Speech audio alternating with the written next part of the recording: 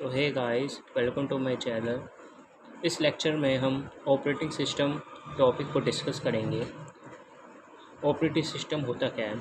As we know an operating system is the mediator between the user and hardware. Operating system क्या है? एक mediator है between user and hardware का, एक तरह से बिचौई या फिर कुछ ऐसे कहते हैं। तो मेडिएटर है operating system user and hardware के बीच में, इनके बिटवीन। ऑपरेटिंग सिस्टम के टाइप्स क्या होते हैं? Batch operating system, time sharing operating system, distributing operating system, network operating system, real time operating system. ये इसके टाइप्स होते हैं। पहले हम डिस्कस करेंगे कि बैच ऑपरेटिंग सिस्टम क्या होता है। So batch operating system, the batch operating system will work to submit similar kinds of job together। मतलब कि जो बैच ऑपरेटिंग सिस्टम है सबमिट करता है सिमिलर काइंड्स ऑफ जॉब को, विल वर्क टुगेदर।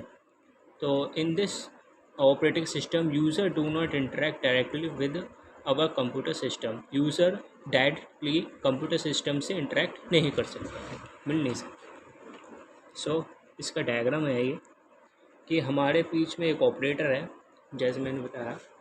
उसमें जॉब्स हैं 5 टाइप्स की, और 2 बैच बने पड़े हैं। जो फर्स्ट एंड 3 है वो सिमिलर काइंड की जॉब है, और बाकी की जो 2, 4, 5 वो सिमिलर काइंड की जॉब है। तो उनका बैच अलग अलग हो गया।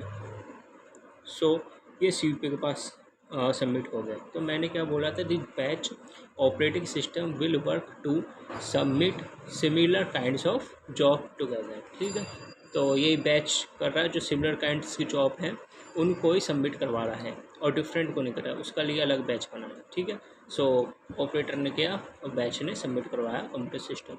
इसमें जो यूज़र है वो डायरेक्टली जो है इंटरेक्ट नहीं कर सकता कंप्यूटर सिस्टम से।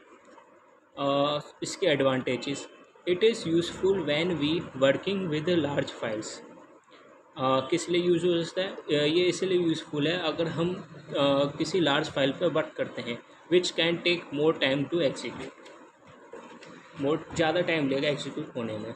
Disadvantages, once the job is submitted the user did not have any interaction with it. एक बार जॉब सबमिट हो गई तो user did not have any interaction with it.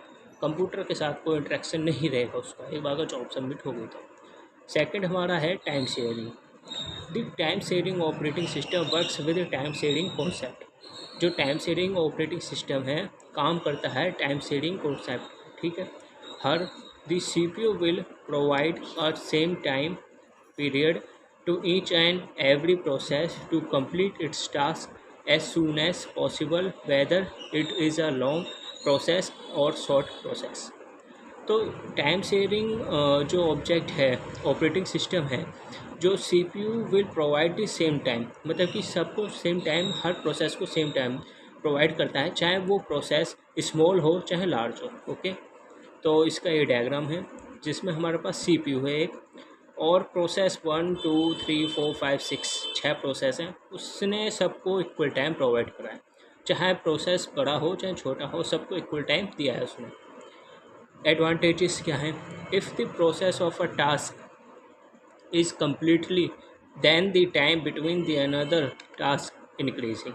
अगर जो प्रोसेस है टास्क जो कंप्लीट हो जाता है टाइम से पहले, देन द टाइम जो है between the another task increasing, जो और जो हमारे प्रोसेस हैं उनका जो टास्क है, टास्क टाइम वो इंक्रीज हो जाता है। Disadvantage, sometimes in this operating system there may be a problem of data communication. कभी कभार इस ऑपरेटिंग सिस्टम में डाटा कम्युनिकेशन की प्रॉब्लम अकर हो जाती है। ओके, अब आते हैं नेक्स्ट हमारा third, distributed operating system. When many computers are interconnected to each other through a network for the purpose of sharing their tasks, then it is called a distributed operating system।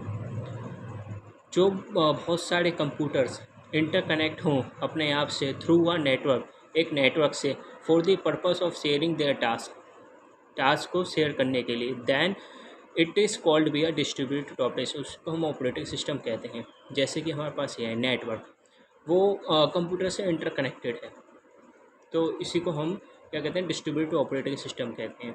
कि एक मतलब कि हमारे पास computer are interconnected to each other through a network, मतलब कि बहुत सारे कंप्यूटर कनेक्ट हैं किसके द्वारा, किसके मतलब हेल्प से, through a network. So this is called be distributed operating system. इसके एडवांटेजेस क्या है?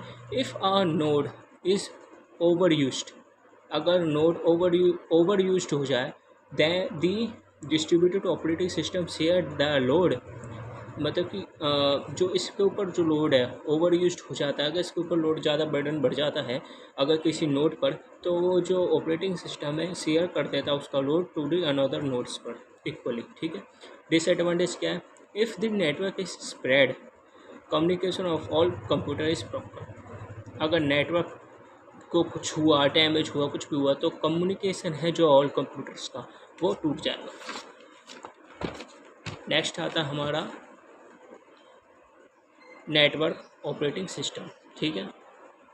Network operating system have a server that connects many other clients computer, कि नेटवर्क ऑपरेटिंग सिस्टम क्या है? सर्वर है, वो कनेक्ट करता है मैनी अदर क्लाइंट्स को।